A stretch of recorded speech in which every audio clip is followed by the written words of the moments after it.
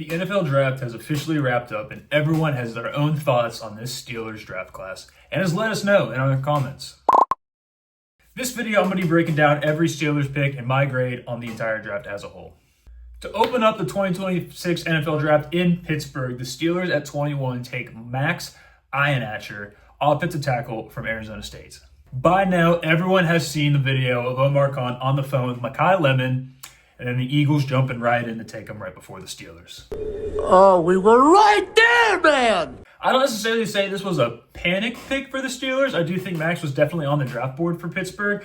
However, this was definitely a pick where the clock was running out and they had to make a decision. Overall, when you look at Max, he has the physical attributes to be a really good defender. Ran a 4.91 40, he's 6'6", 320 pounds, has a 34-inch arm length. But he didn't start playing football to the JUCO level. He didn't play at all in high school. This is certainly a pick that has a really high ceiling and was definitely undervalued because of that high ceiling. But with his lack of football experience in the past, you kind of like your first-round picks to be really developed, to be that day-one starter. I don't know where this is going to sit with Project Jones if he is going to be on the offensive line. What it sounded like, I think he might be. But again, you'd kind of like those guys to be ready right when they get there. But he does have a really high ceiling. Overall, I give this a C-plus pick for the Steelers. Next in the second round at 47, the Steelers take the 6'1" slot receiver Jeremy Bernard out of Alabama. I absolutely love this pick. He was great at Alabama his last two seasons and showed a lot of promise in attacking the zone and to create really great separation. Also has really good consistent hands that has very favorably in those 50-50 balls. So when you look at Steelers wide receivers in the past, we've very known to take some head case guys. This guy's the exact opposite. This guy has his life together, has some really cool stuff on social media. Definitely check that out. But I think this is a humongous pick and a really, really good pick for that slot receiver to fit very well with DK and Michael Pittman. I give this an A for the Pittsburgh Steelers. Now we get into day two, where this is starting to get some pretty questionable picks for Pittsburgh. In round 3, 76, the Steelers take the quarterback from Penn State, Drew Aller. Now listen, I don't know what in the world's going on with Pittsburgh for quarterbacks. Obviously, a quarterback was going to be taken in this draft. We absolutely knew that for depth pieces as well as backup. But Drew Aller in the third, I personally thought was insanely early. Yes, Drew Aller has shown sparks of NFL talent. He certainly has a phenomenal arm, really good in tight coverage passes, and can hit the ball.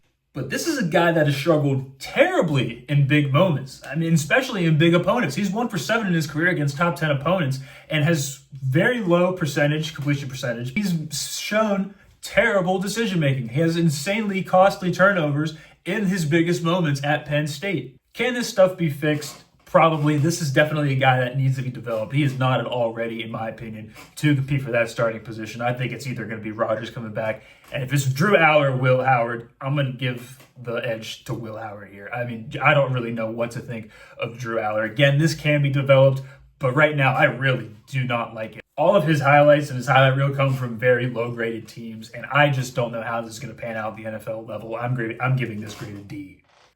Now, the second of 3 third-round picks for the Pittsburgh Steelers comes from Dalen Everett, who was originally a 5-star cornerback out of Georgia. Honestly, I think this is a solid pick. This is more of a depth pick for the Pittsburgh Steelers. This guy's going to sit right behind Joey Porter Jr. and Jamel Dean. And he's been very mixed. He's shown really good signs of coverage versus man-to-man in defenders, but has also struggled a little bit. He certainly has the speed to keep up with receivers and is really good when the ball is in front of him, but has shown kind of signs of struggling with his back towards the ball. But again, this is the depth piece for the Pittsburgh Steelers. I'm going to give this a C+. Finally, from round 3 from Pittsburgh, we have Jennings Dunker, the offensive tackle for Iowa. Now, this personally is my favorite pick of the entire draft. You look at this guy, he's got the red mullet, he's got the stash, and this is absolutely a guy that can be moved to guard to fill that left guard position, and absolutely a guy you want to run behind with.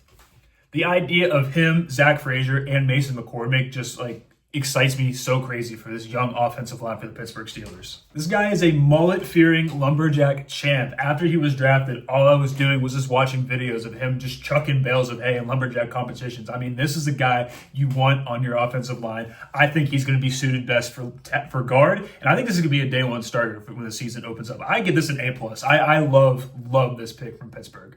Now we get into round 4, where the Steelers drafted Caden Whitgen, the wide receiver out of Iowa. And this was definitely my biggest head-scratcher and reach of the entire draft. This guy is labeled as a wide receiver, but he was one of the best kick and punt returners in college football recently. He had 6 punt and kickoff returns that he took back for touchdowns in the last 2 seasons at Iowa. My only problem with this is that he was a prospect that was supposed to be taken in the 6th or 7th round, and the Steelers got him in the 4th. I thought that was crazy early. His draft call is going viral on video because he was playing golf because he didn't think he was going to get drafted that early on day 2. No one saw that coming. I think this is a crazy reach, and if he gets utilized in Pittsburgh, it's definitely going to be on the kick returns for special teams. And I don't really know. I think I give this a D+. I really think this is a crazy, crazy reach from round 4. Starting day 3 in Pittsburgh for the draft, the Steelers start round 5 by taking Dylan Nowakowski. I think this is a solid pick. He is a much smaller, shorter size than you'd like to see from a tight end, but I think he's going to develop more and fully positionize that fullback role. Yeah, this guy has shown solid hands, and he's shown great fight and blocking as well as breaking tackles to get open downfield. So, I think this is a solid pick. I don't hate this pick at all, but again, I do see this being the Connor Hayward role where this guy's going to develop into a fullback for the Pittsburgh Steelers. I give this straight a B-. I don't mind this pick at all. Now getting into round 6, this is my worst pick of the draft. At pick 210, the Steelers take Gabriel Rubio, the defensive end from Notre Dame. Now prior to the draft, this guy had no draft grade at all. He was projected to be a free agent, and the Steelers went out and got him in the 6th round. In his 5-year career at Notre Dame, he gathered 1.5 sacks. He missed the second half of the 2025 season due to injury. And I just don't understand why they didn't make this pick at all. Again, this guy didn't have the draft grade at all. He was projected to be a free agent. And the Steelers got him in the 6th round. I don't know how well this is going to transition to the NFL. He didn't show very good signs of being a good defensive end in college. And I really don't know.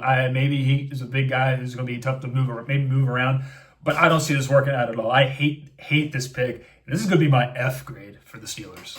With the last 2 picks in round 7, the Steelers take Robert Spears-Jennings, the safety. And I honestly don't hate this pick again. I think this is going to be another depth pick for the Pittsburgh Steelers. This guy had the 2nd fastest 40-yard time of all safeties in the entire draft. He's very solid against the run, again, using his speed to close the gap between the runners, and has shown signs of being very good in tight man coverage. Solid depth piece for the Steelers for safety. I don't see this guy being a starter. I give this a B-. With the last pick of the draft, and definitely the most famous one, in round 7, the Steelers take Eli Heidenreich, the running back out of Navy. This definitely won the hearts over a lot of people on social media. Again, this guy's coming from Navy. He was in the draft room. He's from Pittsburgh originally, and his high school team helped him win a state championship his senior year. Goes to Navy and is very efficient as a wide receiver and a running back for their team. This was an everything kind of guy in college, has ability to do both, has really good vision to find the gaps when running the ball, has also shown signs of very good hands to be downfield as a receiver. His physical stats compare very well to Christian McCaffrey. I'm not going to call him Christian McCaffrey yet, but this is going to be an interesting pick, especially decide what happens with Caleb Johnson, the 3rd round pick the Steelers took last year. What's going to happen with him, I don't know. This is definitely going to be a crazy competition for the running back 3. Again, I like this pick out of 7. I think this is going to have a lot of upside. You just kind of love to see those hometown kids. I give this a C. I think this is honestly very solid for a 7th round pick. Overall, when looking at the entire draft class for the Pittsburgh Steelers, I realistically don't know how many of these guys are going to be day 1 starters. Maybe 2 or 3, just depending on what's going on. But a lot of these are just depth pieces, and a lot of these, almost all of these, are developmental projects as well.